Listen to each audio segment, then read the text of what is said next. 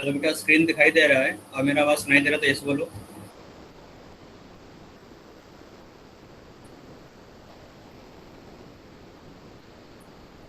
अगर yes sir. Screen yes sir.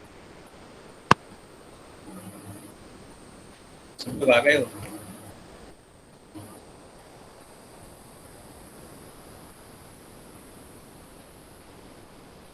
तो last जो टेस्ट हुआ था बेटा मंडे को, कल जो टेस्ट हुआ था सबने दिया था। Yes sir. Yes sir. अच्छा, इसमें कोई डाउट तो नहीं है ना किसी को? सर फर्स्ट रैंक आई है। फर्स्ट रैंक आ गया, वाह। सर एक एक आपसे वो है, हेल्प चाहिए। क्या? सर जो लिमिटिंग एजेंट की आपने जो लेक्चर दिया था ना, हाँ। सर उसकी वीडियो अभी तक अपलोड नहीं हुई। उसके बाद अब वीडियो अपलोड हो चुकी है और मेरे लिमिटिंग एजेंट का उसका टॉपिक वो उसका हाँ, वीडियो अपलोड नहीं हुआ है वो वाला? नो सर, उसके बाद का वीडियो अपलोड हो चुकी है। 2 सितंबर को हुआ था लेक्चर, तो उसका अभी तक वीडियो अपलोड नहीं हुआ। तो वो जो वीडियो है A01 बैच से देख सकते हो। A01 बैच जो है उसमें वीडियो होगा A01 बैच में। 11th से तुम्हारा जो बैच है B01 है ना। यस तो जो सर। सेम टॉपिक B01 में भी हुआ है, यस सर। लिमिटिंग रीजन का। ठीक है, तो वहां से तुम देख सकते हो। अगर यहाँ पर अपलोड नहीं हुआ तो A01 में चले जाना। Yes sir. ठीक है, वहां से मिल जाएगा वीडियो। ठीक बेटा। Yes sir. सर 84 मार्क्स आए हैं केमिस्ट्री में। अच्छा, 84 मार्क्स, बाकी सब में? सर फिजिक्स में 91 है और मैथ्स में 59। ये अच्छी बात है। तो कोई डाउट तो नहीं है ना? बताना तो नहीं है कोई क्वेश्चन, ऐसा कोई क्वेश्चन हो जो तुम्हें न समझ में आ रहा हो या बताना पड़े मुझे? Yes sir. बाकी लोगों से भी पूछ रहा हूँ, बाकी लोग भी बताएं बेटा। जैसे आर्यन हो गया, अनुज जोशी, नो सर। और No sir, no doubt. लक्ष्य, तृप्ति, अर्पित, कोई डाउट नहीं No है ना? sir, no. यस। ओके। तो डाउट है तो No पूछ doubt. लेना। और डाउट होगा तो कोई बात नहीं, हम लोग आगे बढ़ जाते हैं। तो ओके हम सर। लोगों ने पढ़ लिया था बेटा कि नॉर्मलिटी क्या होती है। ठीक है, नॉर्मलिटी हम लोगों ने देख लिया था। और हम लोगों ने क्या देखा था बेटा यहाँ पर? हाँ बेटा बोलो। कोई डाउट है किसी को? गर्वित, अर्पित? नहीं डाउट है, ठीक है। तो हम लोगों ने लास्ट क्लास में ये फॉर्मूला पढ़ा था, while mixing a solution from one concentration to another। Sir sir एक डाउट था मुझे। सर किसमें डाउट है बेटा? सर 48 क्वेश्चन था जो अभी टेस्ट हुआ था। 48 क्वेश्चन। ठीक है, तो मुझे क्वेश्चन खोलना पड़ेगा, है ना? सर क्वेश्चन सब कहाँ मेरा गया? गलत गया था।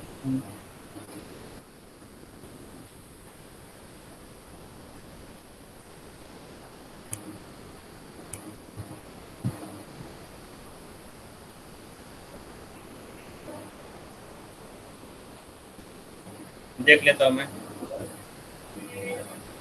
एक मिनट। तुम्हारा क्वेश्चन गलत हुआ या फिर क्वेश्चन समय समझ में नहीं आया जो दिया गया था? सर समझ नहीं आया, बस एक बार आप समझा देते मैं कर लूंगा उसे। बस आप हिंट दे दो थोड़ी सी। ठीक, क्वेश्चन नंबर 48 ना? Yes sir. मुझे ओपन करने दो।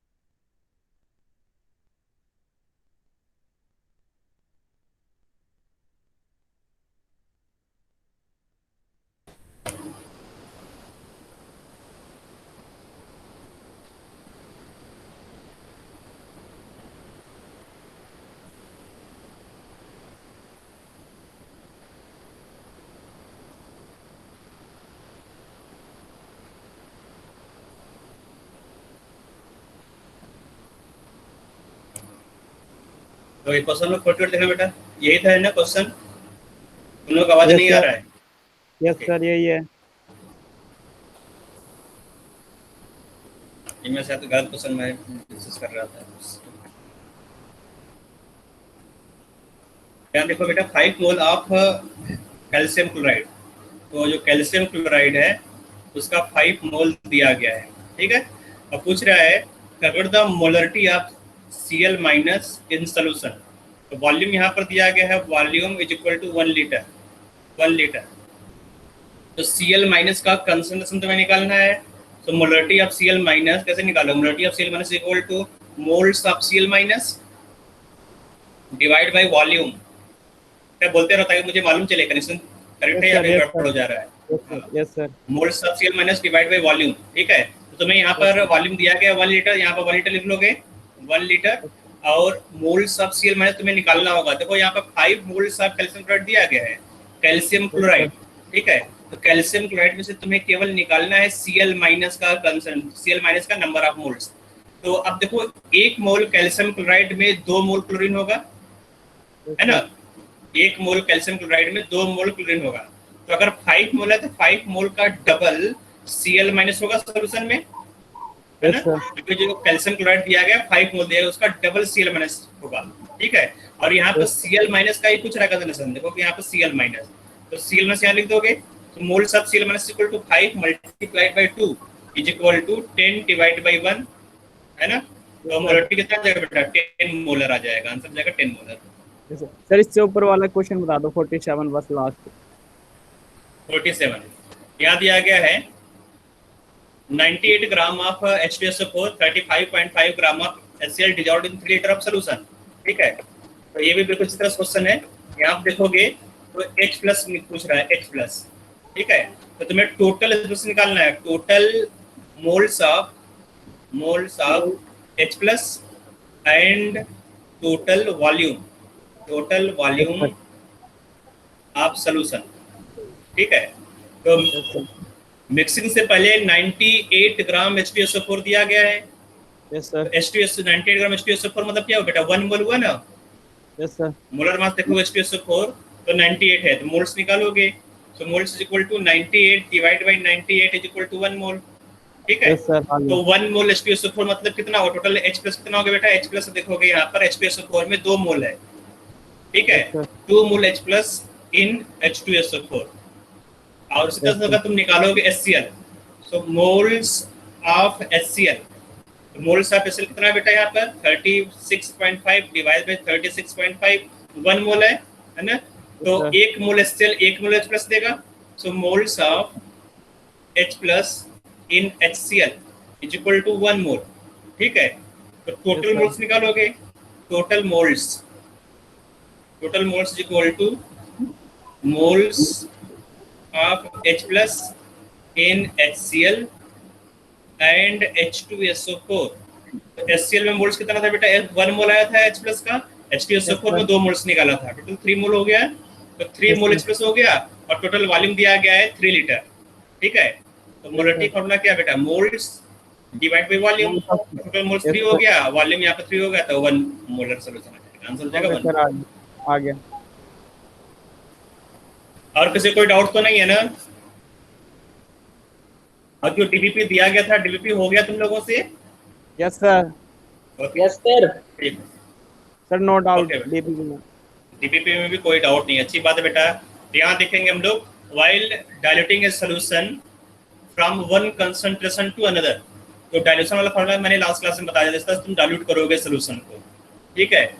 तो नॉर्मलिटी हो तो यहाँ पर एनमर में होगा, अगर मोलरिटी हो तो M1V1 चलेगा, ठीक है।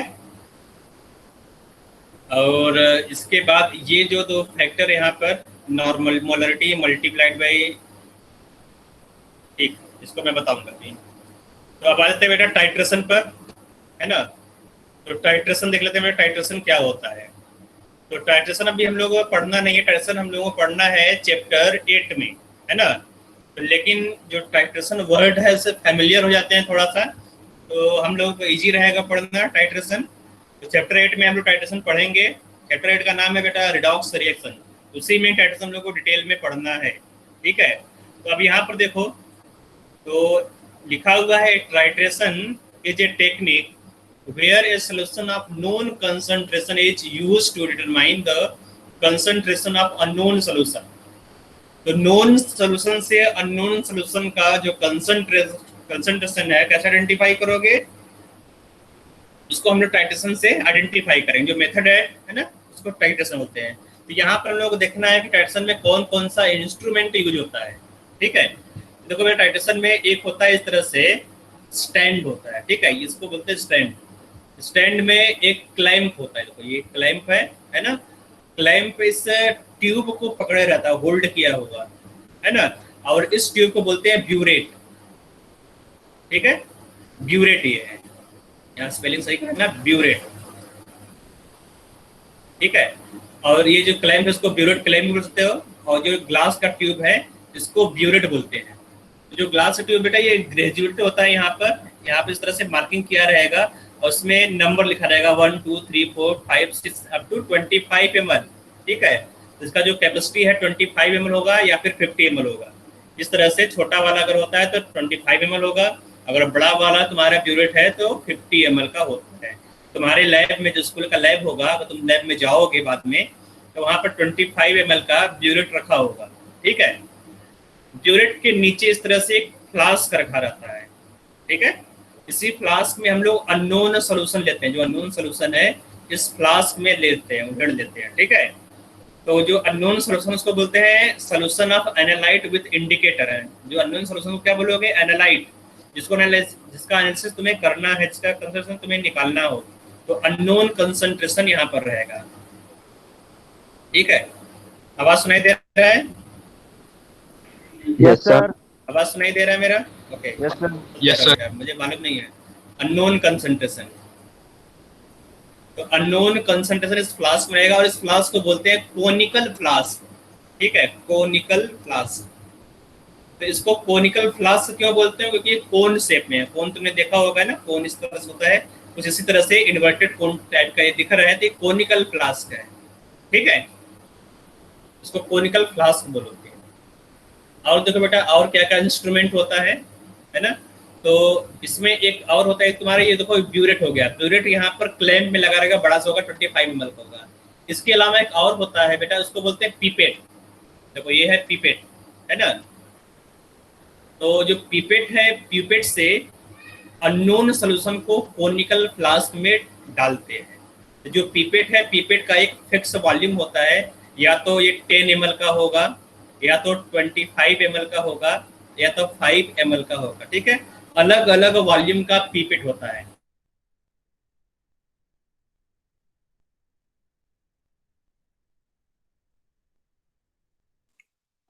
सर आवाज नहीं आ रही। सर आवाज नहीं आ रही, वॉइस चली गई आपकी।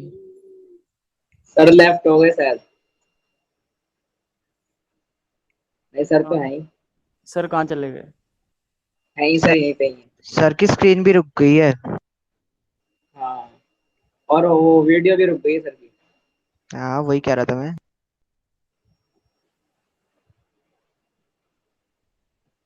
नहीं, देख लो थोड़ी देर।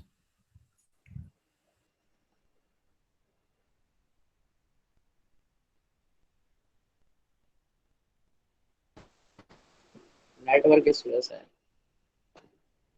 सर लेफ्ट हो। कर दिया, लेफ्ट कर दिया।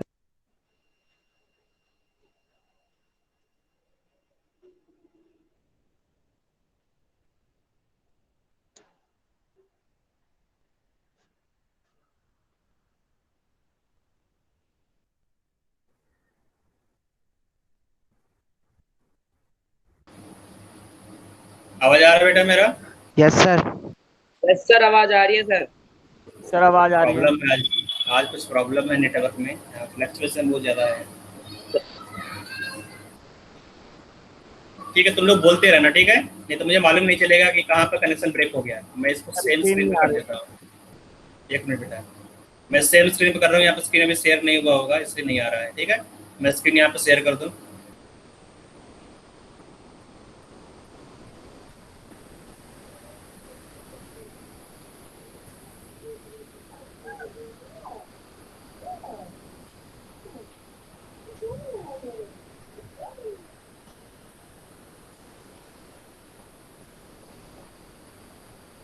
सर आगे स्क्रीन। ठीक है, तो अब इसको थोड़ा सा मैं बड़ा कर देता हूँ। तो यहाँ देखो बेटा, तो इसको बोलते हैं बेटा पीपेट। ठीक है, तो पीपेट एक फिक्स वॉल्यूम होगा, है ना, और इस वॉल्यूम से हम लोग अननोन सॉल्यूशन को कोनिकल फ्लास्क में डालते हैं। ठीक है, इसके अलावा एक इंडिकेटर होता है। इंडिकेटर कुछ इस तरह छोटा फ्लास्क में रहता है बेटा, और उसको ड्रॉपर से, छोटा सा ड्रॉपर होगा, इसको पीपेट लिखा हुआ है, चलिए ड्रॉपर है, तो ड्रॉपर के हेल्प से हम लोग 1 या 2 ड्रॉप इंडिकेटर को हम लोग कोनिकल फ्लास्क में डालते हैं। ठीक है, और तुम्हें मालूम है ये ब्यूरेट है, ब्यूरेट को इस तरह से क्लैंप में इस तरह से कसा रहेगा। ठीक है, इसको क्लैंप कर दोगे स्टैंड में, और यहाँ पे एक नॉब होता है, नॉब को अगर ओपन करोगे तो ब्यूरेट में जो सोल्यूशन है धीमे धीमे ड्रॉप वाइज नीचे आएगा। ठीक है, फिर जब सोल्यूशन का कलर चेंज हो जाएगा, उसको यहाँ पर नॉब को बंद कर दोगे, ये होल्ड हो गया यहाँ पर, है ना, और फिर जो फाइनल रीडिंग तुम यहाँ से नोट करोगे, ये तुम्हारा इनिशियल रीडिंग है यहाँ पर, है ना, फिर ड्रॉप वाइज तुमने रिलीज किया, सोल्यूशन नीचे आया, इंडिकेटर ने अपना कलर चेंज किया, इसको क्लोज कर दिया, तो यहाँ पर फाइनल रीडिंग आ जाएगा। ठीक है, सर एक बार फिर से समझा दो सर। फिर से देख लो बेटा, यहाँ पर मैंने केवल जो इंस्ट्रूमेंट है, इंस्ट्रूमेंट के बारे में बात किया है। ठीक है, तो इंस्ट्रूमेंट क्या होता है इसको तुम लोग देख लो। इंस्ट्रूमेंट में आ जाते हैं ऊपर एक क्लैंप होता है, देखो इस तरह से बड़ा सा लोहे का क्लैंप होगा। ठीक है, और इस क्लैंप में ब्यूरेट इस तरह से क्लैंप होगा। ठीक बेटा, ब्यूरेट यहाँ पर इस तरह से क्लैंप में लगा होगा, और इस ब्यूरेट के नीचे ही कोनिकल फ्लास्क रखकर हम लोग एक्सपेरिमेंट परफॉर्म करते हैं। तो जो कोनिकल फ्लास्क है, कोनिकल फ्लास्क में अननोन कंसंट्रेशन डाला जाता है। ठीक है, जिसका कंसंट्रेशन अननोन है वो कोनिकल फ्लास्क में रहेगा, और इसी कोनिकल फ्लास्क में तुम इंडिकेटर डाल दोगे, 1 या 2 ड्रॉप इंडिकेटर डालोगे। ठीक है, तो जिस सॉल्यूशन का कंसंट्रेशन अननोन है उसको एनालाइट बोलते हैं।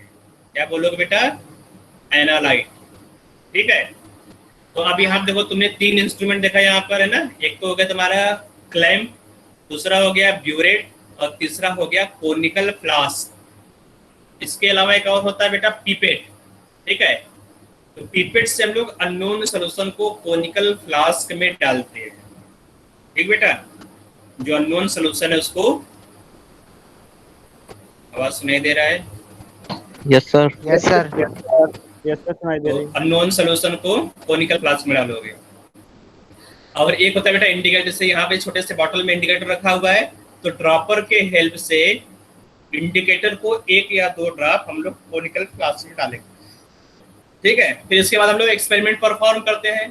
तो एक्सपेरिमेंट में हम लोग क्या लेंगे बेटा, यहाँ पर जो नॉन कंसंट्रेशन का सोल्यूशन है, जो ब्यूरेट में सोल्यूशन रखा हुआ है, उसका कितना वॉल्यूम यूज हुआ वो तुम्हें निकालना है। ठीक है, तो कितना वॉल्यूम सॉल्यूशन होता है वो सर नॉन सॉल्यूशन होता है। हाँ, ब्यूरेट में जो होगा वो नॉन होगा। ठीक है, और यहाँ पर जो है बेटा कोनिकल फ्लास्क में क्या होगा, वो अननोन होगा। ठीक है, तो नॉन के हेल्प से तुम्हें अननोन का कंसंट्रेशन निकालना होता है टाइट्रेशन में। ठीक है, तो हम लोग यहाँ पर इनिशियल कंसंट्रेशन निकालते हैं कि इनिशियल कंसंट्रेशन ब्यूरेट में रिएक्शन से पहले, एक्सपेरिमेंट करने से पहले कितना यहाँ पर वॉल्यूम था, और फाइनल रीडिंग निकाल लोगे।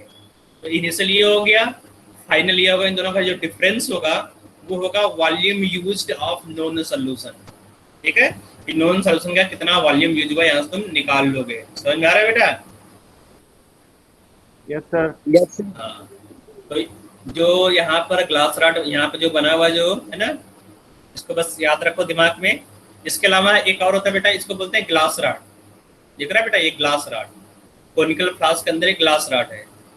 ठीक है, इसका भी यूज होता है जो सोल्यूशन को स्टर करने के लिए, हिलाने के लिए, उसको शेक करने के लिए हम लोग ग्लास रॉड को यूज करते हैं। ठीक है, glass rod to stir the solution. ठीक है, जो इसको sir glass non rod, solution बनता है सर उससे हिलाते सर, या फिर स्टार्टिंग में ही से हिलाते हैं? नहीं हमेशा लगातार हिलाते रहोगे। ठीक है, यस सर। तो ये तुम्हारा, हाँ, ये तुम्हारा एक्सपेरिमेंटल सेटअप हो गया। अब इस एक्सपेरिमेंटल सेटअप को दिमाग में रख लो, और फिलहाल के लिए हम लोग इसको छोड़ देंगे क्योंकि टाइट्रेशन अभी नहीं पढ़ना है। टाइट्रेशन हम लोग उस चैप्टर पढ़ेंगे जहाँ पर पढ़ना होगा। ठीक है, तो टाइट्रेशन हम लोग चैप्टर 8 में पढ़ेंगे। तो अभी हम लोग केवल एक्सपेरिमेंट देख लिया कि किस तरह से यहाँ पर बना हुआ है सब एक्सपेरिमेंट सेटअप। ठीक है, ताकि तुम्हारे दिमाग में इस तरह से एक्सपेरिमेंट किया जाता है लैब में, है ना। अब आ जाते हैं बेटा, जो तुम्हारे एनसीईआरटी में स्टार्टिंग में चीजें दिया गया है, तुमने एनसीईआरटी पढ़ा होगा, तो एनसीईआरटी के स्टार्टिंग में मैटर दिया होगा, लॉ ऑफ केमिकल कॉम्बिनेशन क्या था ये पढ़ा होगा, है ना। तो उसको हम लोग देख लेते हैं, ठीक है। तो यहाँ पर लिखा गया है मैटर। तो मैटर क्या होता है? Anything that exhibit inertia is known as matter, ठीक है।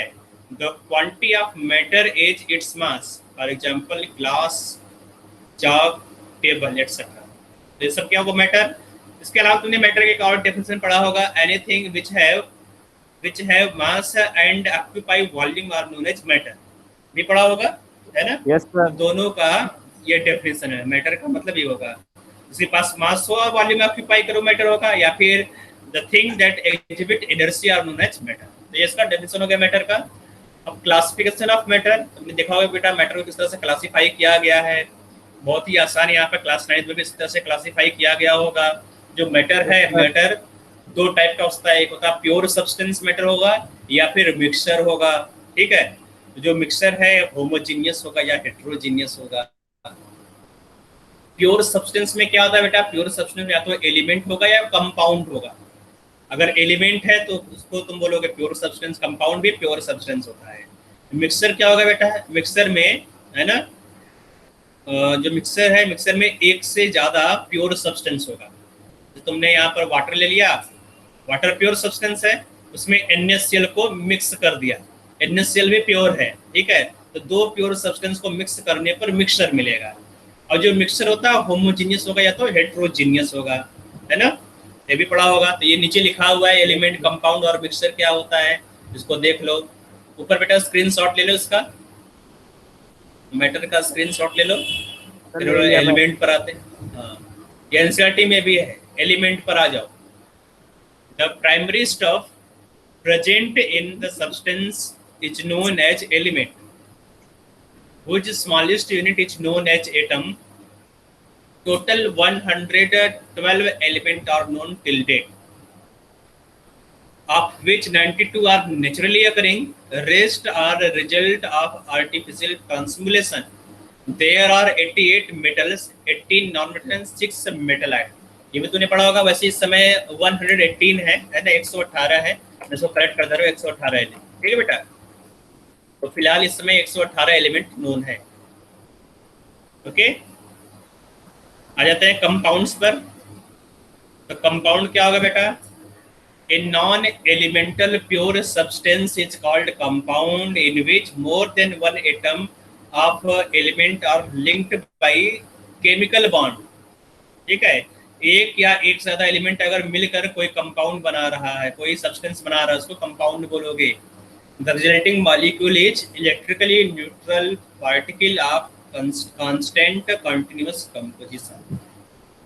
तो ये भी इसका डेफिनेशन है, कंपाउंड का बेसिक सा डेफिनेशन है। मिक्सर को भी देखो बेटा, मिक्सर दो टाइप का होगा, होमोजेनियस और हेट्रोजेनियस, ठीक है। तो मिक्सर मैंने ऊपर बता दिया, समझा दिया था मिक्सर क्या होता है ना। The mixture are aggregate of two or more one type of pure substance whose chemical identity remain maintained even in mixture.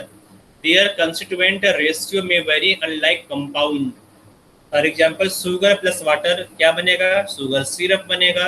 तो sugar syrup क्या है? मिक्सचर है, क्योंकि इसमें sugar pure substance, water pure substance को मिलाकर ये मिक्सचर बनाया है। तो मिक्सचर दो टाइप का होगा, होमोजेनियस। आवाज सुनाई दे रहा है बेटा? Yes sir. Yes sir. Yes sir. तो ये पार्ट यहाँ पर होमोजेनियस मिक्सचर और पार्ट कांस्टेंट। तो पूरे सॉल्यूशन में जिसका कंपोजिशन फिक्स हो। आवाज चला गया बेटा? सर सुनाई दे रही है। आवाज नहीं सुनाई दे रहा है? हेलो, आ रहा है ना? ठीक है, थोड़ा सा नेटवर्क प्रॉब्लम आज बेटा, थोड़ा सा मैनेज कर लो। थोड़ा मैं स्लो चलूंगा, ठीक है, ज़्यादा फास्ट नहीं चलूंगा क्योंकि आज नेटवर्क प्रॉब्लम चल रहा है। तो देख लेते हैं। तो होमोजेनियस से भी आज जो चैप्टर है बेटा आसान सा है ना, यहाँ पर पूरा थ्योरेटिकल है। तो होमोजेनियस मिक्सचर क्या होगा? यूनिफॉर्म मतलब हुआ कि जो पूरा सोल्यूशन है उसमें यूनिफॉर्म, वही होमोजेनियस हो गया, ठीक है। तो homogeneous mixture are those whose composition each part remain constant, for example gaseous solution, ठीक है।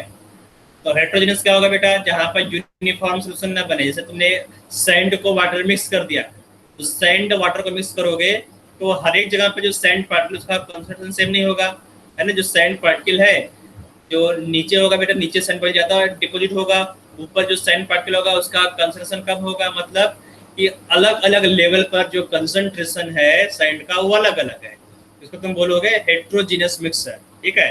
तो अगर कंपोजिशन वेरी कर रहा है, हर एक पार्ट में जो कंपोजिशन है वो चेंज हो रहा है, तो उसको तुम बोलोगे हेट्रोजीनियस मिक्सचर।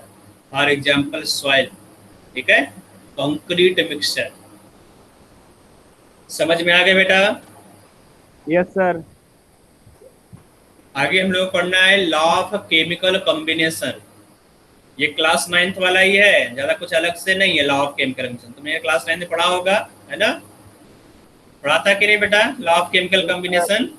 Yes sir. तो उसको yes sir. Law of chemical combination का बेटा इसका स्क्रीनशॉट ले लिया होगा तुमने।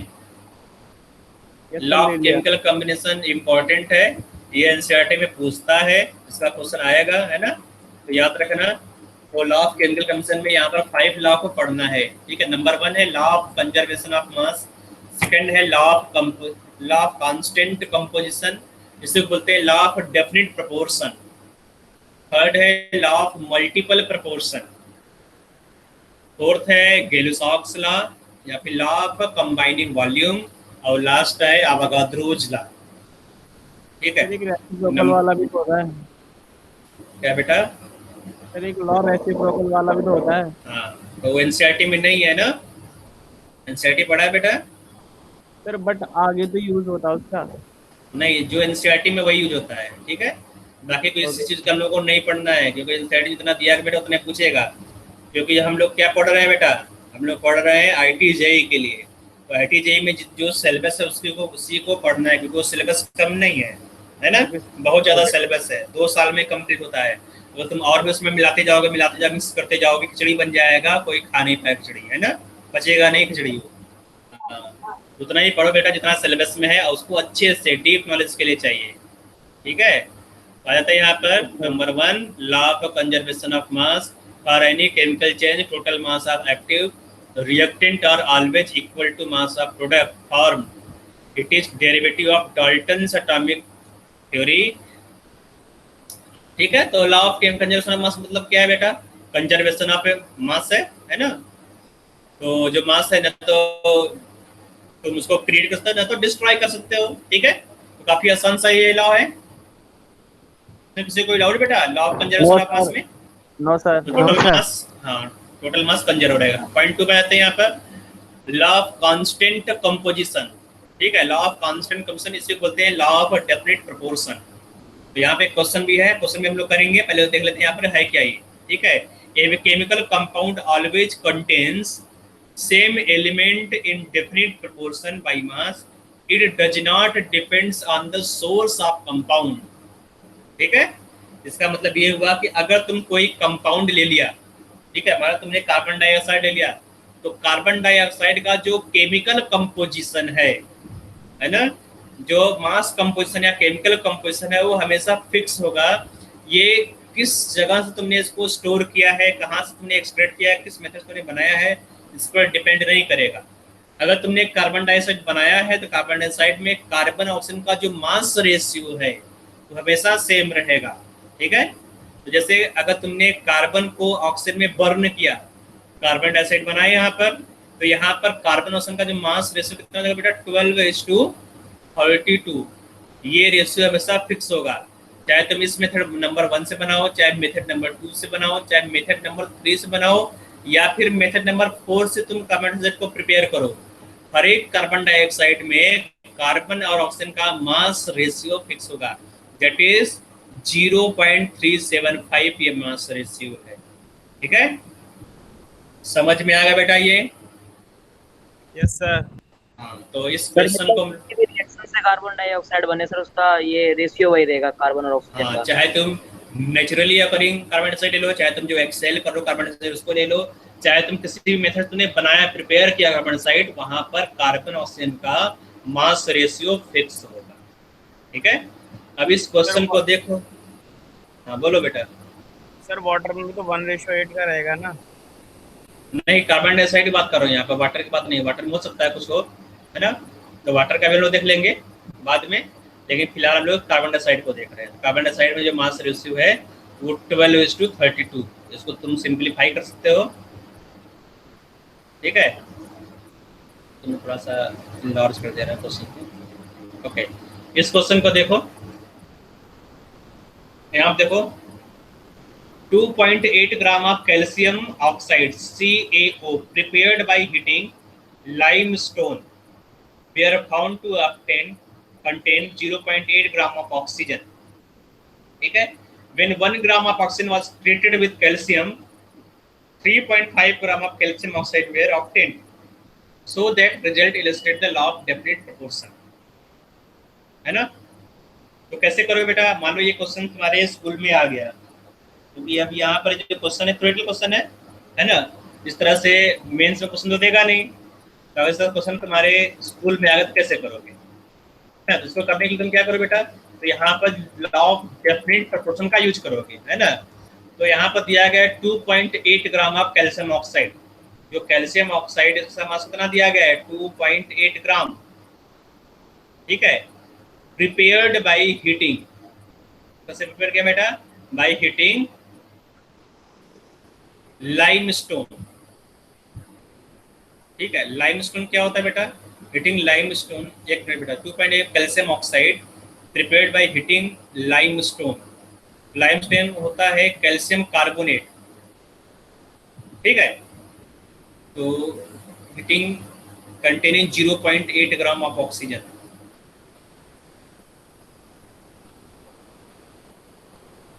तो कैल्शियम कार्बोनेट को हीट करोगे तो कैल्शियम ऑक्साइड मिलेगा और साथ में कार्बन डाइऑक्साइड मिलेगा, है ना। When 1 gram of oxygen was treated with calcium, 1 gram oxygen is treated with calcium. It gives 30. It gives calcium oxide. It gives calcium oxide 3.5 ग्राम। तो अब यहाँ पर देखना है कि जो कैल्शियम और ऑक्सीजन में जो मास रेशियो है वो फिक्स होता है, ठीक है। तो चाहे तुम इस मेथड से बना रहे हो चाहे तुम इस मेथड से तुम बना रहे हो, दोनों में जो मास रेशियो है वो फिक्स होना चाहिए। तो कर सकते हैं बेटा, इसको कैसे शो करोगे? हेलो,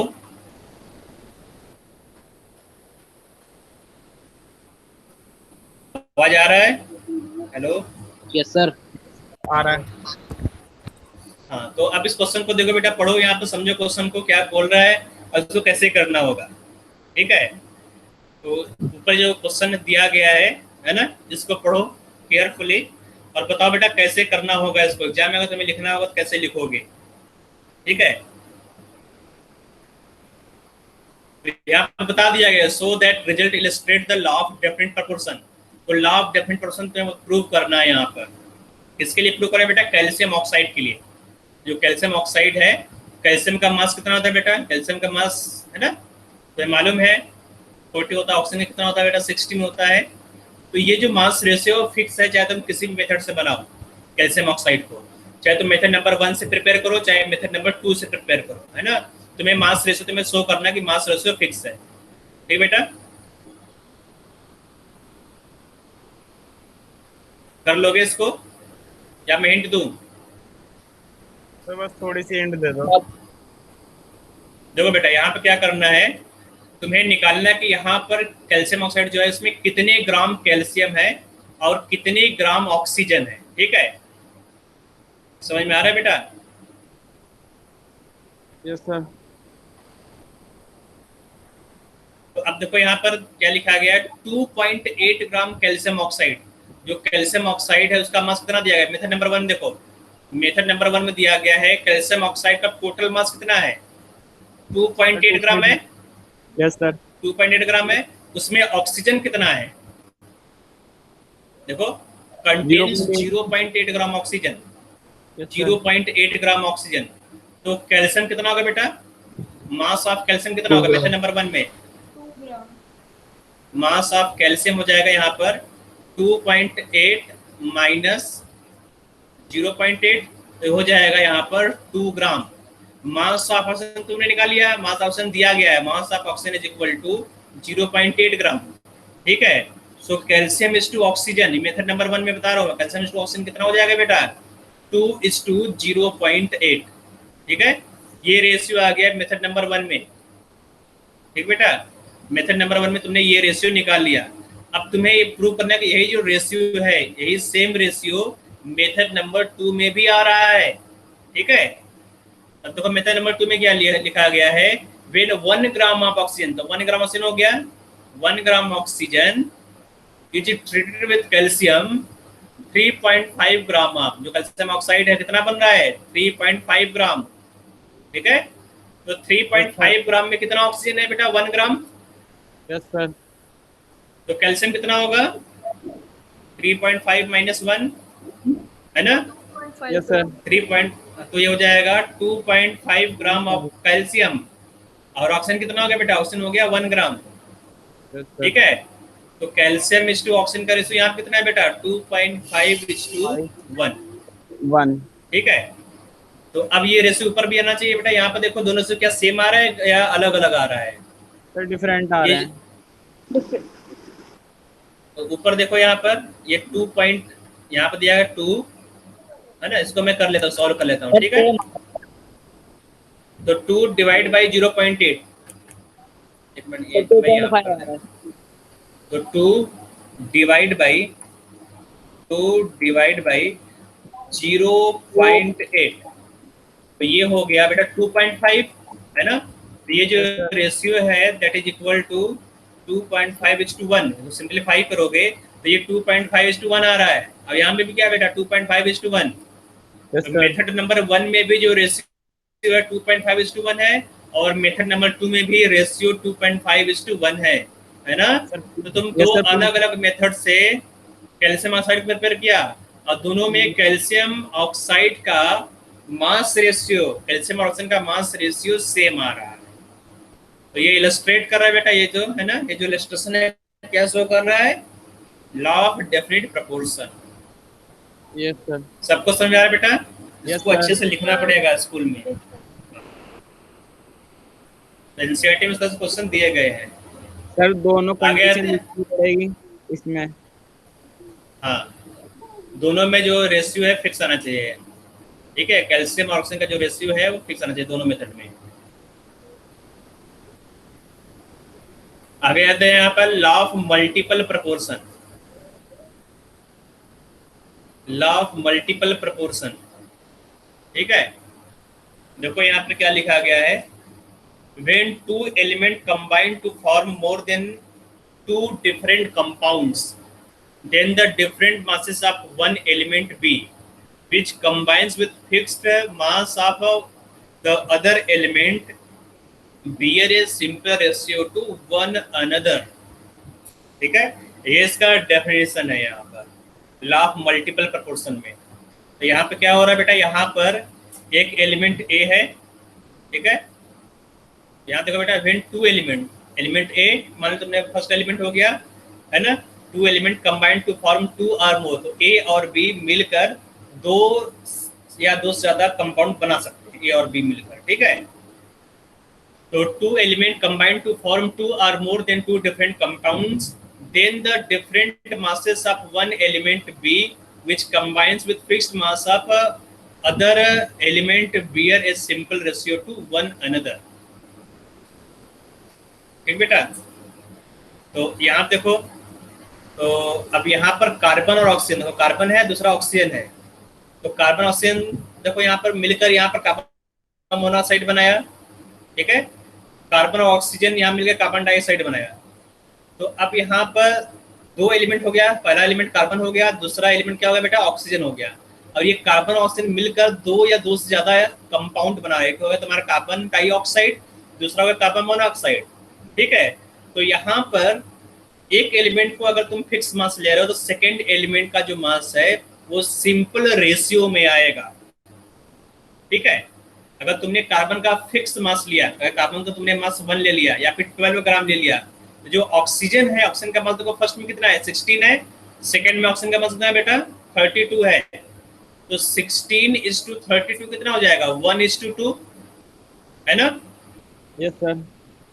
हाँ, तो अगर एक एलिमेंट ए है, दूसरा एलिमेंट बी है, ए और बी मिलकर 2 से ज्यादा कंपाउंड बना रहा है, तो एक एलिमेंट का अगर सेम मास तुमने लिया तो सेकेंड एलिमेंट का जो मास है वो सिंपल रेशियो में आएगा, 1:2, 2:4, इस तरह से सिंपल रेशियो में आएगा।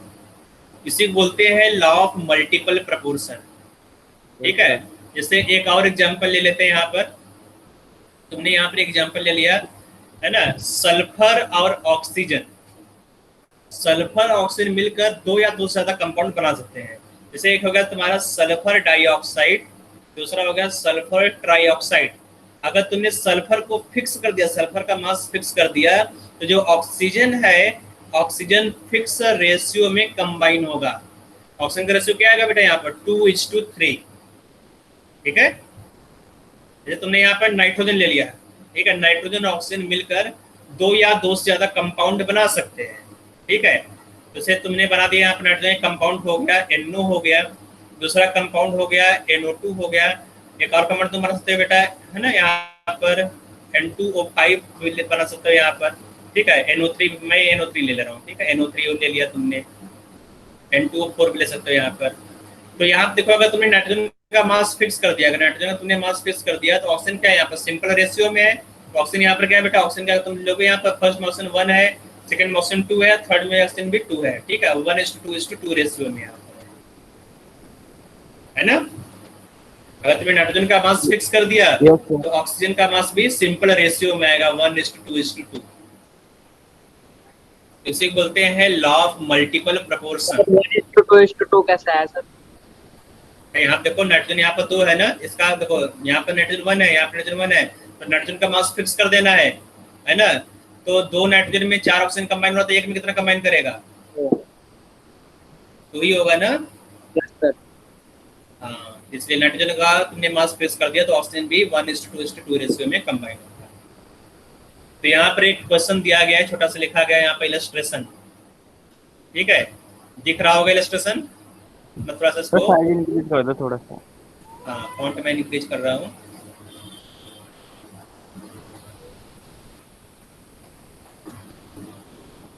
ठीक है, ये हो गया, ये कार्बन आ गया।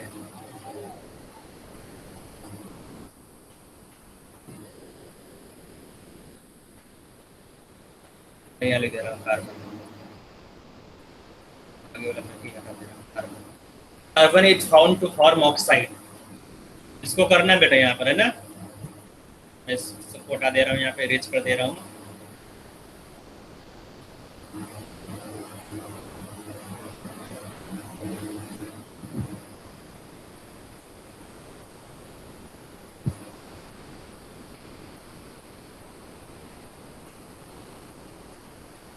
ठीक है, ट्राई कर सकते हो बेटा, खुद से ट्राई करो एक बार, फिर मैं बता रहा हूँ। ठीक है, ट्राई करो एक बार, बता रहा हूँ मैं। Yes sir.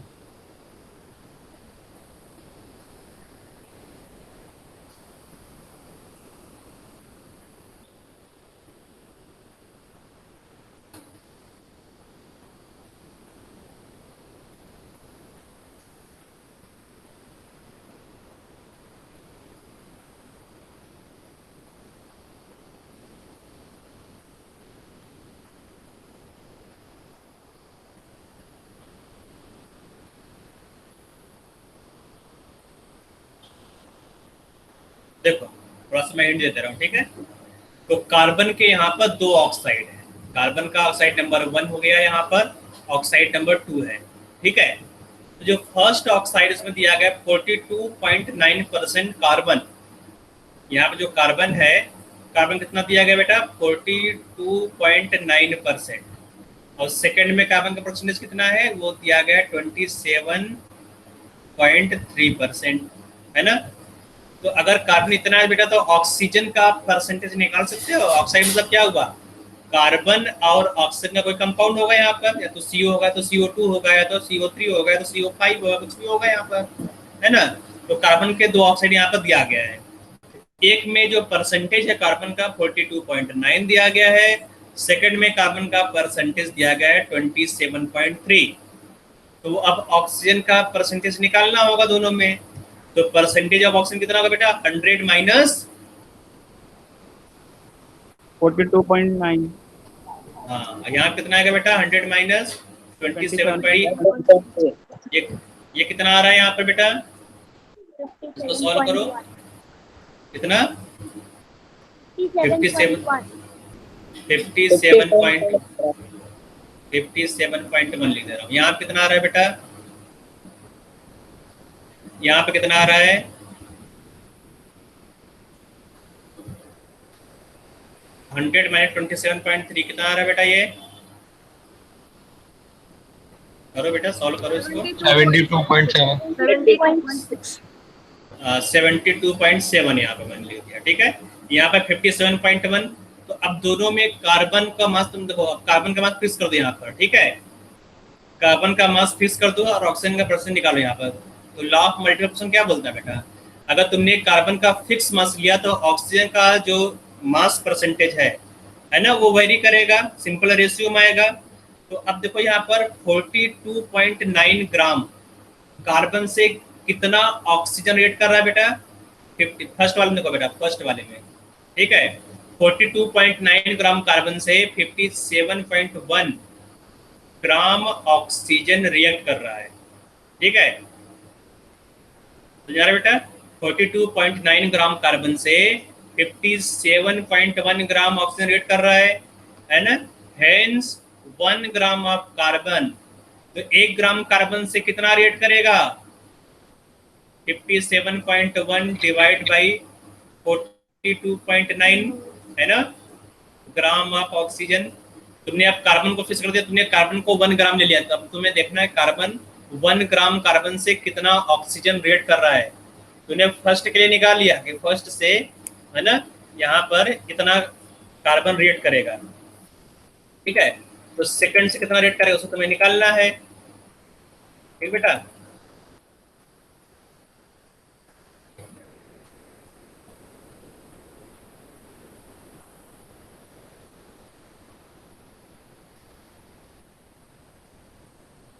ठीक है, ग्राम ऑफ ऑक्सीजन। तो ये नंबर 1 हो गया। नंबर 2 देखेंगे यहाँ पर। नंबर 2 में कितना है बेटा? नंबर 2 में दिया गया है 27.3 gram of carbon reacts with 72.7 gram of oxygen. Hence 1 gram of carbon reacts with 72.7 divide by 27.3 gram of oxygen. ठीक है, तो आप थोड़ा सा इन दोनों नंबर को सिंप्लीफाई कर लेते हैं। यहाँ पे जो नंबर लिखा गया है इसको यहाँ पर सिंप्लीफाई करोगे। ठीक है, तो ये है 57.1 डिवाइड बाई 42.9। ये जो नंबर आ रहा है 1.331। यहाँ पर देख लेते हैं बेटा, इस नंबर को सिंप्लीफाई कर लेते हैं। ये आ गया 72.7 डिवाइड बाई 27.3। ठीक है, अब इस दोनों नंबर का कुछ कोरिलेशन दिख रहा है बेटा इन दोनों नंबर में? अगर तुमने 1 ग्राम, आवाज सुनाई दे रहा सबको?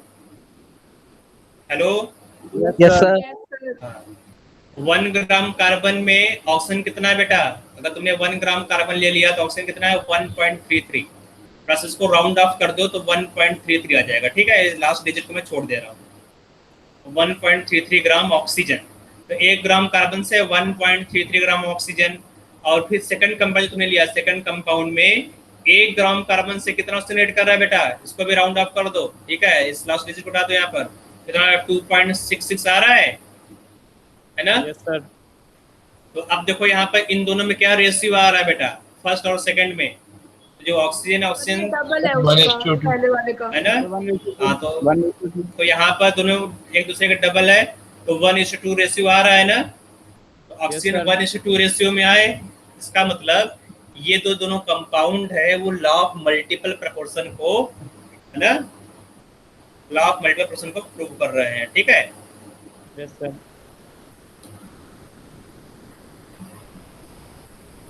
तो इस तरह से करना होता है एग्जाम में। यहाँ पर मास को निकालोगे, मास से मास को कोरिलेट करोगे कि 1 ग्राम कार्बन से कितना ऑक्सीजन रिएक्ट कर रहा है, कितने ग्राम ऑक्सीजन। तुमने फर्स्ट निकाल लिया कि 1 ग्राम। हाँ क्या बेटा? स्क्रीन ऊपर कर दो सर एक बार। हाँ ठीक है, ऊपर कर देता हूँ। यहाँ से क्वेश्चन स्टार्ट है।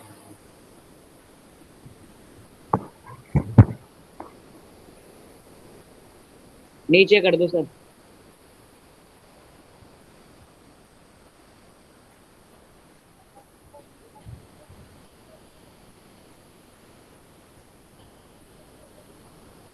इसके बाद हम लोग पढ़ना है Gay Lussac's law of combining volume. हो गया sir. Gay Lussac's law of combining volume, यहाँ देखो क्या लिखा हुआ है ना। तो volume of all gases reacting simple whole number ratio to each other. ठीक है, गैस एक सिंपल रेशियो में रिएक्ट करेगा, और अगर फ्लूइड भी गैसियस स्टेट में तो फ्लूइड भी एक सिंपल रेशियो में होगा। ठीक है, मतलब तुमने गैस ए लिया, गैस ए को गैस बी से रिएक्ट कराया, गैस सी भी एक रिएक्ट है। यहाँ पे जो प्रोडक्ट बनना है, यहाँ पर प्रोडक्ट गैस सी भी एक गैस है। ठीक है, तो ए और बी में सिंपल रेशियो होगा, और अगर सी भी गैसियस स्टेट में है तो ए बी सी तीनों ही एक सिंपल रेशियो में होंगे। जैसे यहाँ पर H2Cl2 को मिक्स किया, HCl गैस बनाया, तो वो यहाँ पर हाइड्रोजन तुमने 1 वॉल्यूम लिया, क्लोरीन का 1 वॉल्यूम है, तो यहाँ पर HCl 2 वॉल्यूम, डबल वॉल्यूम बनेगा, तो 1:1:2। हाँ HCl गैस स्टेट, इसको वाटर में डिजॉल्व कर लोगे,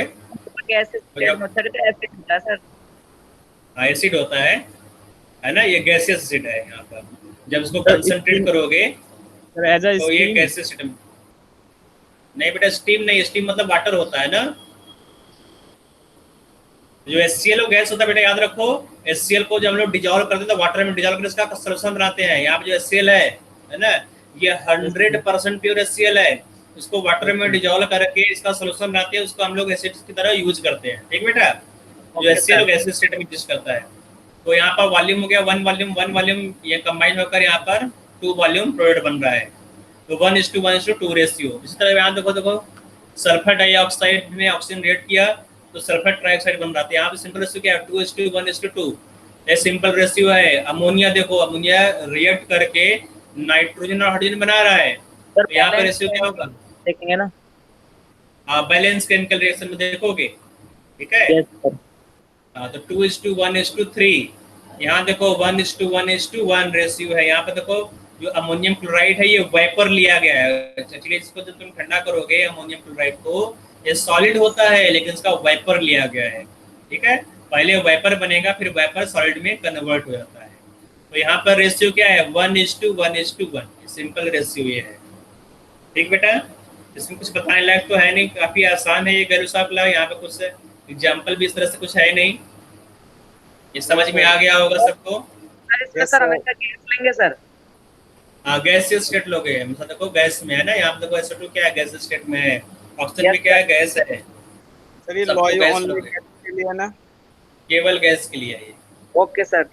ओके सर। आवागाद्रो लॉ, यहाँ देखो आवागाद्रो लॉ क्या है, Avogadro propose that equal volume of gases at the same temperature and pressure should contain equal number of molecules। ठीक है, अगर equal number of equal volume of gas है, तुमने volume fix कर दिया, मानो तुमने वॉल्यूम ले लिया 22.4 लीटर। ठीक है, तुमने वॉल्यूम कितना लिया बेटा, 22.4 लीटर। तो जितने भी गैस है जिसका वॉल्यूम 2.4 लीटर होगा उसका वॉल्यूम कितना होगा बेटा, 1 मोल होगा। 1 मोल चाहे कोई भी गैस ले लो। अगर तुमने नाइट्रोजन का ले लिया 22.4 लीटर, नाइट्रोजन का वॉल्यूम कितना है बेटा, 22.4 लीटर, तो कितना मोल्स होगा, 1 मोल। अगर तुमने कार्बन डाइऑक्साइड ले लिया है ना, उसका भी मास मोल्स कितना होगा, 1 मोल। ठीक है, तो इसी को आवागाद्रो ने बताया बेटा। Avogadro propose that equal volume of gases at the same temperature and pressure should contain equal number of molecules. तो ये स्टेटमेंट इंपॉर्टेंट है, याद करना होगा, याद कर लो। सर 1 मोल मिलेगा सर। 1 मोल मतलब, अगर 1 मोल तुम्हें मालूम है तो 1 मोल मतलब कितना पार्टिकल्स हो गया, ये सर 6.02 × 10⁻²। अगर मोल्स तुम्हें मालूम है तो नंबर ऑफ पार्टिकल्स मालूम हो गया, अगर नंबर ऑफ मोल्स सेम है तो नंबर ऑफ पार्टिकल्स भी सेम होगा ना। Yes sir. हाँ, वही बोला गया यहाँ पर। मतलब सर एसटीपी और एनटीपी पे होगा ये कंडीशन? नहीं, सेम टेम्परेचर, कोई भी टेम्परेचर हो, लेकिन सेम टेम्परेचर या प्रेशर पर तुम्हें लेना होगा। मानो तुमने यहाँ पर जो तुमने प्रेशर लिया वो 2 atm लिया है ना, और जो तुमने टेम्परेचर लिया यहाँ पर 30 डिग्री सेल्सियस टेम्परेचर ले लिया, तो अगर सेम टेम्परेचर तुम मेजर कर रहे हो, सेम टेम्परेचर और प्रेशर पर, तो सेम टेम्परेचर और प्रेशर पर तुमने अगर तुमने सेम वॉल्यूम लिया तो सेम वॉल्यूम का जो नंबर ऑफ मोल्स होगा वो सेम रहेगा। ठीक है सर किसी भी कंपाउंड का अगर सेम वॉल्यूम लेंगे तो दोनों के मोल्स इक्वल होंगे? हाँ, किसी Yes. कंपाउंड में गैसियस कंपाउंड का। ठीक है, यस सर। आगे आ जाओ। यहाँ पर आगे है डाल्टन्स एटॉमिक थ्योरी। ठीक है, डाल्टन्स एटॉमिक थ्योरी बहुत इंपॉर्टेंट बेटा है, पढ़ना है, ये बेसिक थ्योरी है डाल्टन्स का, है ना। तो क्या है यहाँ पर देखना हम लोगों को, भाई बेटा ये कुछ पॉइंट्स, इस पॉइंट को याद करना पड़ेगा यहाँ पर, है ना। यहाँ पर कुछ पॉइंट्स को मैंने हाईलाइट किया है, मतलब उसको ज़्यादा फोर्सफुली तुम्हें पढ़ना है ना, थोड़ा तो ध्यान देकर कंसंट्रेट होगा, उसको देखना होगा। सर ये हाईलाइटेड पॉइंट तो अभी लॉ से ही निकले हैं। क्या बेटा? तो जो आपने हाईलाइट करे तो लॉ का ही है। हाँ ठीक है, देखो यहाँ पर डाल्टन्स एटॉमिक थ्योरी क्या लिखा है, by observing the law of chemical combination discuss bye John Dalton. यहाँ पे ईयर दिया गया है, इसको याद करने की जरूरत नहीं है। Propose atomic theory of matter, the main points of atomic theory are as follows. Number 1, matter is made up of extremely small invisible particle called atoms. ठीक है, पॉइंट 2 दिया गया है, atoms of same substance are identical in all respect, that is they possess same size, same mass, same chemical property etcetera. Atom of different substance are different in all respect, that is they possess different shape, size, mass and chemical properties etc. Next point है, atom of smallest particle that takes part in chemical reactions. Next point है, atom of different element may combine with each other in a fixed simple whole number ratio to form a compound of atoms. Atom can neither be created nor destroyed, that is atom are indestructible. ठीक है, तो ये कुछ points हैं, तो तुम्हें पहले से ही मालूम है सब चीजें, जबकि इसमें कुछ पॉइंट्स है गड़बड़ है यहाँ पर, है ना। तो क्या क्या पॉइंट यहाँ पर गड़बड़ लिखा गया, गलत लिखा गया, वो लिमिटेशंस में आ जाएगा। लिमिटेशन देखते हैं यहाँ पर कि क्या क्या लिमिटेशंस है। तो यहाँ लिखा गया है, the main failure of atomic theory are, यहाँ पे नंबर 1 दिया गया, atom are no more individual, मतलब एटम को और तुम स्मॉल स्मॉल फ्रेगमेंट में डिवाइड कर सकते हो, है ना। जैसे प्रोटॉन, न्यूट्रॉन, इलेक्ट्रॉन क्या है, एटम के अंदर ही है। जबकि टर्टल ने क्या बोला कि एटम को हम लोग और तोड़ नहीं सकते, इंडिविजुअल है। तो ये फर्स्ट पॉइंट गलत हो गया। Point 2, it fails to explain how atoms of different element differ from each other. ठीक है, कैसे अलग अलग एलिमेंट के जो एटम वो अलग अलग है, इसको एक्सप्लेन नहीं कर पाया। ये मालूम है कि जैसे सोडियम में न्यूक्लियस के अंदर जो प्रोटॉन है, ठीक है, वही डिसाइड करता है कि अलग अलग एलिमेंट का एटम अलग अलग होता है। जैसे हाइड्रोजन में 1 प्रोटॉन है, हीलियम में 2 प्रोटॉन है ना, तो वही डिसाइड करता है अलग अलग atom. Third point, it fails to explain how and why atoms of element combined with each other to form a compound. मतलब ऑक्टेट कंप्लीट करने के लिए कंबाइन होते हैं ना बेटा, तुमने पढ़ा होगा ऑक्टेट। आउटर मोस्ट सेल में 8 इलेक्ट्रॉन होना चाहिए एटम में, है ना। इसको डाल्टन ने प्रूव नहीं कर पाया। तो ये थर्ड पॉइंट है। Next point, it fails to explain nature of forces that bind together different atoms in molecule. मतलब बॉन्ड को ये एक्सप्लेन नहीं कर पाया। मॉलिक्यूल के अंदर जो बॉन्ड्स होते हैं, है ना, बॉन्ड से एटम एक दूसरे से जुड़ा रहता है मॉलिक्यूल के अंदर, तो बॉन्ड्स को एक्सप्लेन नहीं कर पाया। Next point, it fails to explain Gay Lussac's law of combining volume. अगर तुम है ना इसको भी एक्सप्लेन नहीं कर पाया कि किस तरह से ये रेशियो फिक्स आ रहा है, ठीक है। और लास्ट पॉइंट यहाँ दिया गया है, it did not make any distinction between ultimate particle of an element that takes part in reaction and ultimate particle that has independent existence. मतलब ये एटम और मॉलिक्यूल को किस तरह से डिस्टिंग्विश किया जाए, इसको एक्सप्लेन नहीं कर पाया, तो ये ड्रॉबैक है। देखो बेटा, स्कूल में अगर तुम्हें लिखना हो तो ज़्यादा कुछ लिखना नहीं है, बस ऊपर अगर तुम्हें 3 यहाँ पर लिमिटेशन मालूम है 1 2 3, तो ये सफिशियंट है, ठीक है। और यहाँ पर तुम्हें 4 पॉइंट याद करना होगा ट्रांसोडायनामिक थ्योरी में। अगर तुमने 4 पॉइंट ऊपर 4 पॉइंट याद कर लिया तो बाकी 2 पॉइंट तुम्हें नहीं याद है तो कोई दिक्कत नहीं है, ठीक है। तो 4 पॉइंट ऊपर याद कर लो और लिमिटेशन में भी 3 पॉइंट याद कर लो। इतना करने में तुम्हें फुल मार्क्स मिलेगा, एक भी मार्क्स तुम्हारा कटेगा नहीं, ठीक बेटा। और ये एनसीईआरटी में पूछा जाएगा, स्कूल में पूछा जाएगा, सीबीएसई में। सर इसका डाल्टन ने बोला था कि same element same property show करेंगे, बट आइसोटॉप्स में तो ऐसा है ही नहीं। हाँ, तो ये तो ड्रॉबैक है ना, तो इसमें एक ड्रॉप आउट हो सकता है यहाँ पर, ड्रॉबैक तो नहीं लिखा गया, इसलिए मैंने बोला केवल 3 ही लिखना है यहाँ पर। Yes sir.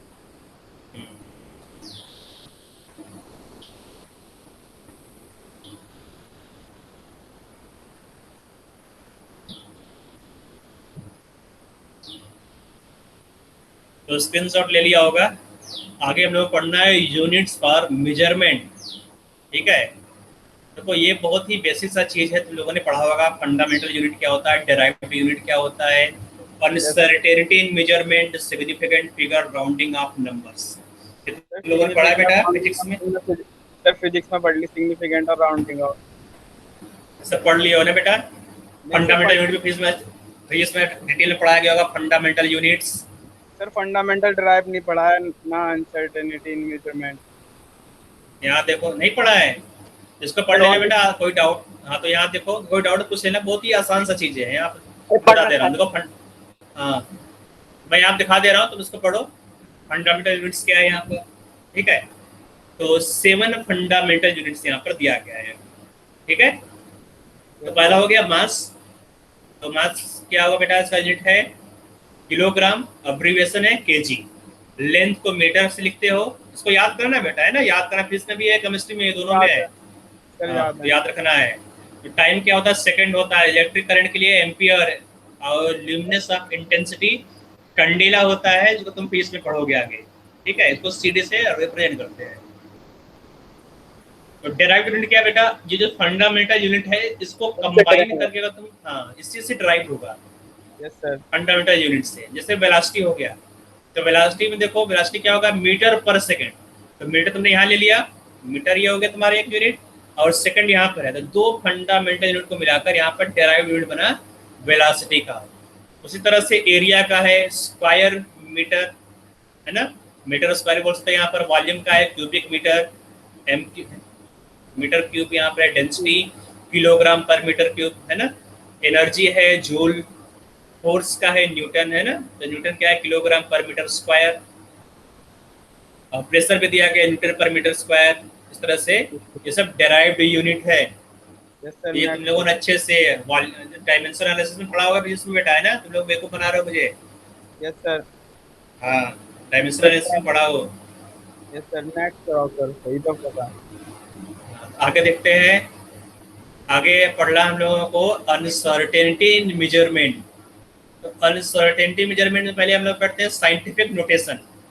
तो साइंटिफिक नोटेशन में किसी भी कोई भी नंबर अगर दिया गया हो, मान लो तो यहाँ पर नंबर कोई दिया गया है, उसको इस फॉर्म में लिखा जाता है, ठीक है। वाई डॉट, या डेसिमल है यहाँ पर, y decimal y by y is to 10 power Y.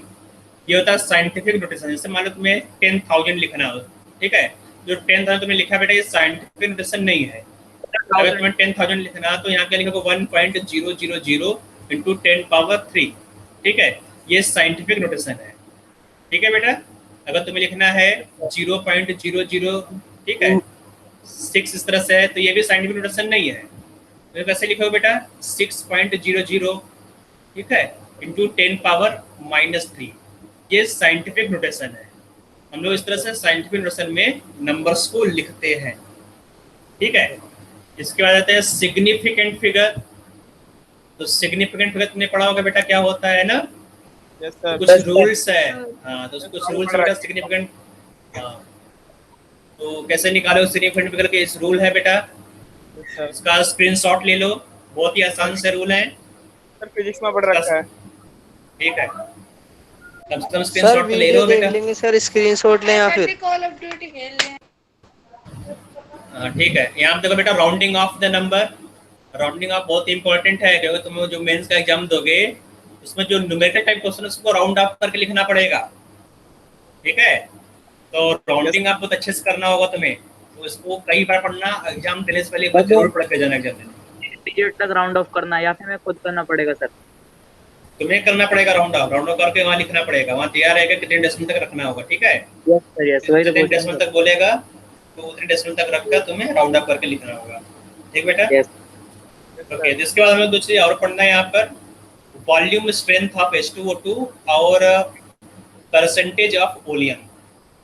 तो एक तुम्हारा कंसंट्रेशन टर्म्स है, वो है वॉल्यूम परसेंटेज, इसको हम लोग देखेंगे पहले, ठीक है, और इसको हम लोग बाद में देखेंगे। तो इसको मैं नीचे कर दे रहा हूँ, वॉल्यूम को, वॉल्यूम नीचे आ गया, वॉल्यूम स्ट्रेंथ ऑफ H2O2 हम लोग देख लेते हैं आज, ठीक है।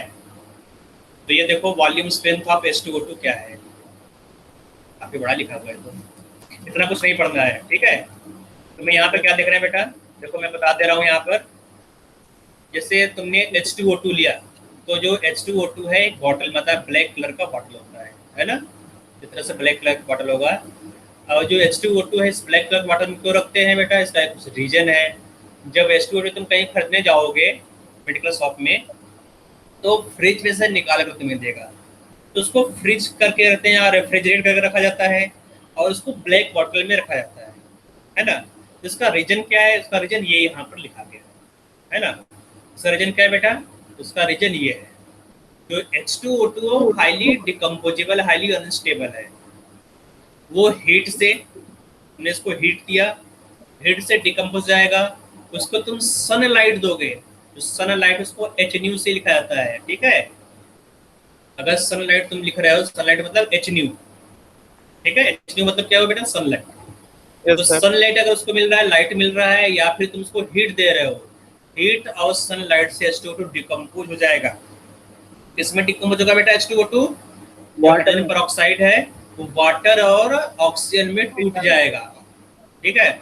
ऑक्सीजन उड़ गया, ऑक्सीजन क्या बेटा, गैस है, यहाँ से उड़ जाएगा, तो बॉटल में क्या मिलेगा तुम्हें, इसके अंदर क्या होगा, पानी, ठीक है। तो H2O2 खत्म हुआ है, केवल वाटर तुम्हें मिलेगा। इसका मतलब तुम्हें जो H2O2 है रेफ्रिजरेट करना पड़ेगा, या फिर H2O2 तुम्हें ब्लैक बॉटल में रखना पड़ेगा, ठीक है, ठंडे जगह पर रखना पड़ेगा, ठीक बेटा।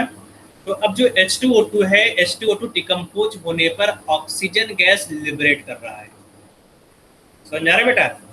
तो इस चीज से ये वॉल्यूम स्ट्रेंथ बना है, वॉल्यूम स्ट्रेंथ ऑफ H2O2 यही से बना है ना। तो जो H2O2 अगर होगा तभी ऑक्सीजन निकलेगा, अगर मान लो H2O2 नहीं है, इसमें केवल पानी बचा हुआ है, तो ऑक्सीजन गैस निकलेगा नहीं, पानी वाटर में से, है ना।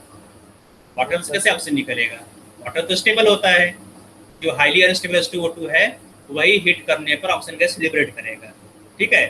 तो डेफिनेशन क्या बना बेटा, डेफिनेशन यहाँ बना हुआ है, X volume of H2O2 means X litre of oxygen is liberated by 1 liter of H2O2 on decomposition।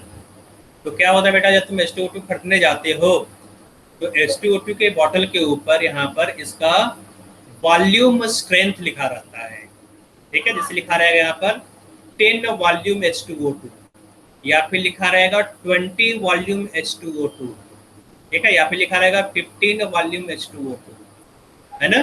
तो इसका मतलब क्या हुआ, इसका मतलब हुआ अगर तुमने 1 लीटर लेबल्ड H2O2 लिया, ठीक है, तो उससे कितना ऑक्सीजन निकलेगा वो यहाँ लिखा हुआ है, जितना लेबलिंग लिखा गया, जितना स्टिकर ऊपर लिखा गया, मान लो 10 लीटर 10 वॉल्यूम लिखा गया है, ठीक है, तो 1 लीटर H2O2 लेने पर 10 लीटर ऑक्सीजन STP पर लिबरेट होगा, ठीक है।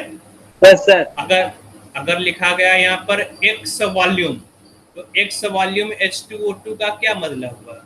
इसका मतलब ये हुआ कि अगर तुमने 1 लीटर लेबल्ड H2O2 लिया, 1 लीटर लेबल्ड H2O2, तो STP पर x litre oxygen gas liberate होगा।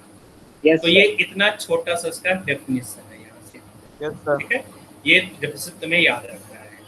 तो x volume H2O2 means x liter of oxygen liberated by 1 liter of H2O2 on decomposition at STP.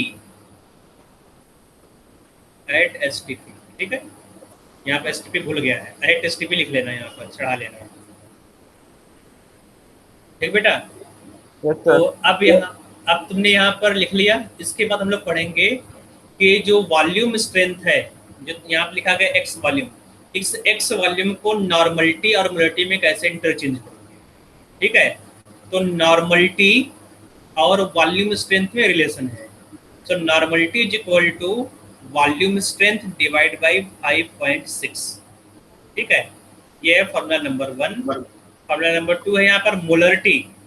Molarity is equal to x divide by 11.2, ठीक है? तो ये दो formula तुम्हें याद रखना है, बस इतना ही है, ठीक है बेटा? Yes sir. तो दोनों फार्मूला का याद कर लो यहाँ पर।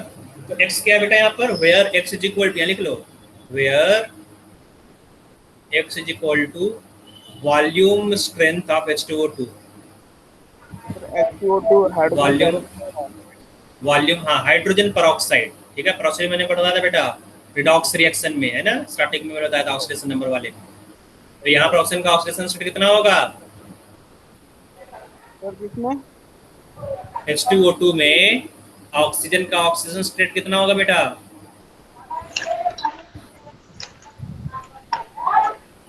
H2O2 में ऑक्सीजन का ऑक्सीडेशन स्टेट -1 होगा, याद है ना? Yes sir. पेरोक्साइड का मतलब होता है ऑक्सीजन विद -1 ऑक्सीडेशन स्टेट। तो यहाँ पर तुमने लिख लिया x is equal to volume strength of H2O2, यहाँ लिख लो H2O2, volume strength of H2O2, ठीक है? तो बस ये दोनों फार्मूला है। इस फार्मूले को कैसे बनाया गया, तो यहाँ से यहाँ तक है, इसका कोई जरूरत नहीं है इसको, ठीक है? ये नहीं पूछता है। तो यहाँ पर डराइव किया गया इस फार्मूले को, बस तुम्हें ये दो फार्मूला याद रखना है। अब तुम्हें मालूम है स्ट्रेंथ अगर निकालना है तो स्ट्रेंथ कैसे निकालोगे, है ना? स्ट्रेंथ का जो फार्मूला क्या होता है बेटा? Molarity multiplied by molar mass. Yes sir. Molarity निकाल दिया है, इसको मोलर मास से मल्टीप्लाई कर दो, तो मोलर मास कितना होता है बेटा? 17 होता है H2O2, 34 होता है H2O2 का, यस सर। 34 से मल्टीप्लाई कर दो, स्ट्रेंथ भी आ जाएगा, ठीक है? तो स्ट्रेंथ लिखने की जरूरत नहीं। तो दो चीजें इंपॉर्टेंट है, नॉर्मलिटी और मोलरिटी। जो H2O2 है बेटा, H2O2 का n फैक्टर है ना, H2O2 का जो n फैक्टर है वो 2 होता है, इसको याद कर लो। n factor of H2O2 is equal to 2, है ना? तो तुम्हें इन दोनों में से केवल एक ही फॉर्मूला याद करना पड़ेगा।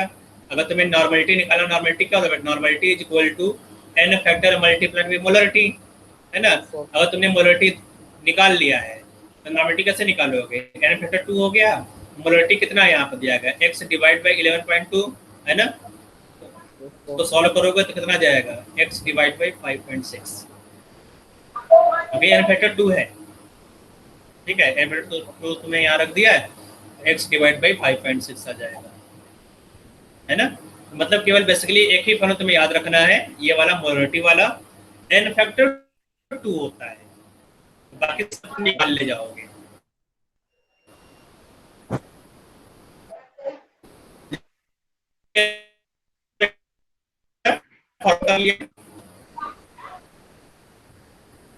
Yes sir. फॉर्मूला नोट हो गया। आगे हम लोगों को देखना है बेटा percentage of free SO3 in oleum. तो ये ओलियम क्या होता है हम लोग देखेंगे, ठीक है? थोड़ा सा यहाँ पर चीजें हम लोगों को पढ़ना पड़ेगा, समझना पड़ेगा, ठीक है? क्योंकि ओलियम तो लोग नहीं जानते। तो ओलियम क्या होता है बेटा? यहाँ पर ओलियम होता है, ओलियम देखो क्या होता है, मैं लिख दे रहा हूँ यहाँ पर। ओलियम होता है H2O प्लस, सॉरी यहाँ पर ओलियम होता है बेटा H2SO4, सल्फ्यूरिक एसिड होता है बेटा H2SO4, और सल्फ्यूरिक एसिड में SO3 को डिजॉल्व कर दो, ठीक है। तो ओलियम क्या है, H2SO4 प्लस SO3। तो यहाँ पे दो हाइड्रोजन है, तो दो हाइड्रोजन, सल्फर एक यहाँ पर हो गया, यहाँ पर सल्फर, दो सल्फर हो गया, H2S2। ऑक्सीजन देखो यहाँ पर 4 + 3 कितना ऑक्सीजन हो जाएगा, 7। 7। तो ओलियम हो जाएगा बेटा H2SO4 प्लस SO3, और इसका फॉर्मूला हो जाएगा H2H2O7, ठीक है। इसी ओलियम को बोलते हैं फ्यूम्ड H2SO4, ठीक है। क्या होता है बेटा ये फ्यूमिंग, ऊपर लिखा हुआ है ना, फ्यूम या fuming, fuming sulphuric acid. H2SO4 मतलब सल्फ्यूरिक एसिड, ठीक है, sulphuric acid.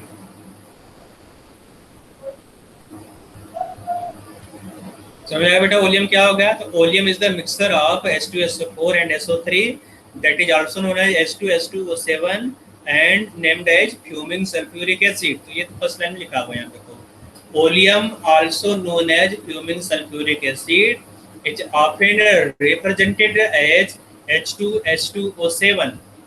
It can be considered as a mixture of SO3 and H2SO4. Addition of water to oleum converts the free SO3 into H2SO4, and the resulting solution will contain only H2SO4.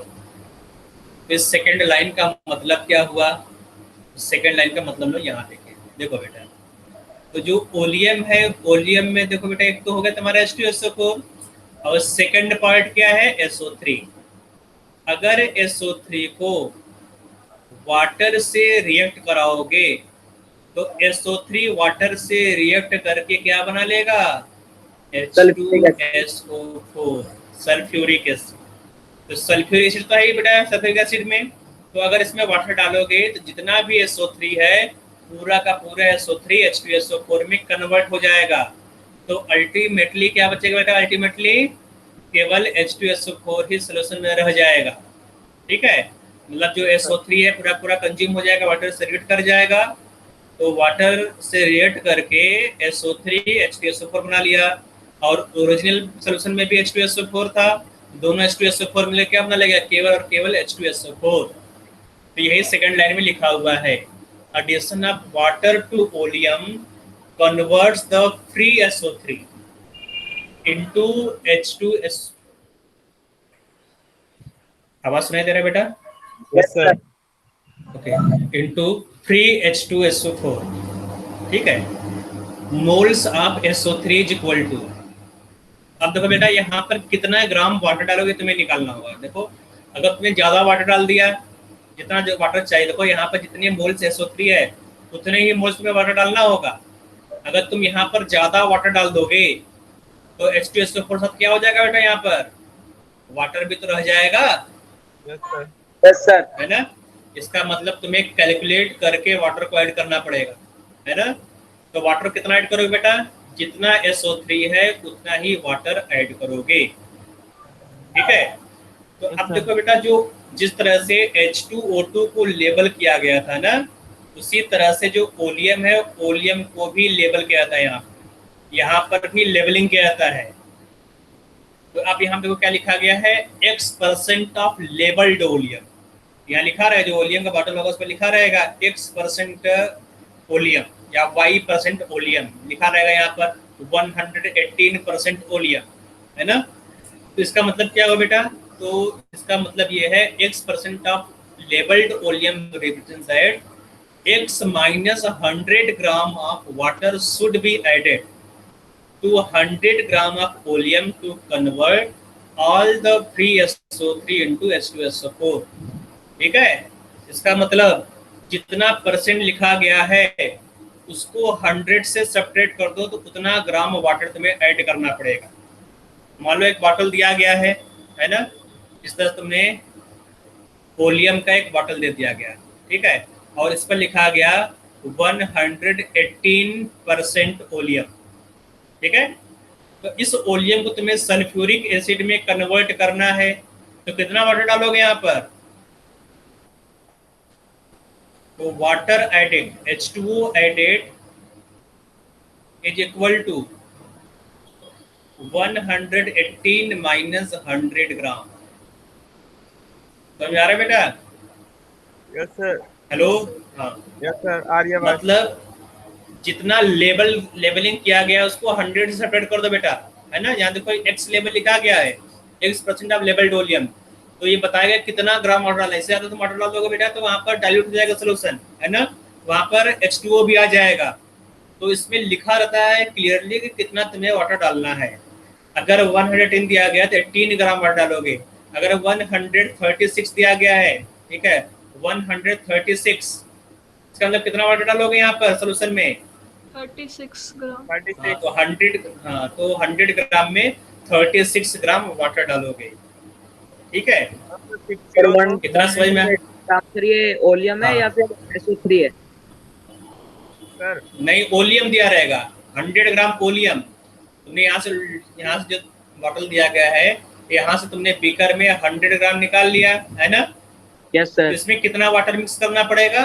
36 ग्राम, या फिर X minus 100 gram water डालोगे। समझ में आ रहा है बेटा? Yes 50% क्या? अगर 50% हो 50% हो तो सर 50% नहीं लिखा रहेगा बेटा, है ना। यहाँ पे जो परसेंटेज दिया रहेगा वो 100 से ज्यादा दिया रहेगा, ठीक है। ओके ये सर। तो नेगेटिव आ जाएगा नंबर ना बेटा, यहाँ देखो नेगेटिव, X माइनस 100 ये- नेगेटिव नंबर आ जाएगा। बस ओके सर। ओके, तो समझ में आ गया यस कितना सर। वाटर ऐड करना होगा। Yes sir. इसके बाद पूछता है कि कितना ग्राम ओलियम में SO3 था, ठीक है। पूछता क्वेश्चन में फ्री SO3 इन ओलियम, पूछेगा क्वेश्चन में कि कितना SO3 था ओलियम में। तो कैसे निकालोगे फ्री SO3 इन ओलियम, है ना। तुम्हें मालूम है रिएक्शन SO3 प्लस वाटर क्या बनाएगा? H2SO4, SO4। है ना। मतलब जितना मोल ओलियम होगा उतना मोल वाटर होगा, है ना।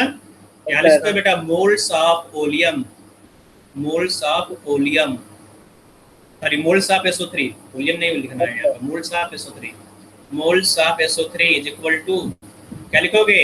Moles of water. Water. Water moles कैसे निकालोगे बेटा? Given mass of water divide by molar mass of water, yes sir. है ना। Yes sir. तो वाटर कितना ऐड किया तुमने? जितना परसेंटेज था उसमें 100 सेपरेट में वाटर ऐड किया था। Yes sir. Mass of water तुम्हें कैसे निकालना बेटा? अगर मान लो लेवलिंग दिया गया X, तो X माइनस 100 ग्राम तुमने वाटर ऐड किया, ठीक है। तो moles of water is equal to given mass of water divide by molar mass of water. Yes तो sir. Given mass of water कितना है? X माइनस 100, अपॉन 18, है ना, divide by molar mass of water 18। तो इतने moles क्या होगा बेटा? वाटर होगा। तो moles of water is equal to moles of volume, तो that is equal to the moles of SO3, ठीक है। इतना ही क्या होगा बेटा? मोल्स ऑफ SO3 आ गया। मोल्स SO3 का आ गया बेटा। अब तुम्हें मास निकालना है, तो मास ऑफ SO3 निकाल लोगे। मास ऑफ SO3 कैसे आएगा? Number of moles multiplied by molar मास, ये होता है। Yes sir. Number of moles तुमने निकाल लिया, मोलर मास से मल्टीप्लाई कर दो, X माइनस 100 डिवाइड बाय 18, ये हो गया moles of SO3 multiplied by molar mass of SO3, 80 होता है, ठीक है। इसको 80 से मल्टीप्लाई कर दो, ये क्या आ जाएगा बेटा? Mass of SO3 in oleum, ठीक है। Yes sir. तो अगर तुम्हें परसेंटेज निकालना हो, परसेंटेज ऑफ SO3, तो परसेंटेज कैसे निकालोगे? Mass of SO3 divide by mass of oleum taken, mass of oleum taken multiplied by 100, है ना। सो मास ऑफ SO तुमने यहाँ निकाला है, X minus 100 divide by 18 multiplied by 80। कितना तुमने ओलियम लिया था बेटा? कैलकुलेशन के लिए तुमने 100 ग्राम ओलियम लिया था। ये तुम्हारा यहाँ पर किया गया है कैलकुलेशन के लिए, वो 100 ग्राम परसेंट दिया गया है ना। तो 100 ग्राम ओलियम में तुमने इतना वाटर डाला था, ओलियम तुमने लिया 100 ग्राम, तो 100 ग्राम में इतने ग्राम SO3 है ना। परसेंट निकाला तो 100 से मल्टीप्लाई कर दो, तो ये 100 से 100 कैंसिल हो जाएगा। So percent of SO3 will be equal to x minus 100 minus 18 multiplied by 80। मतलब जो मास ऑफ SO3 है वही परसेंटेज आ जाएगा, ये जाएगा percentage of SO3। Yes sir. ठीक है, यस सर। जैसे तुम्हें क्वेश्चन दे दिया गया हो, question calculate percent of free SO3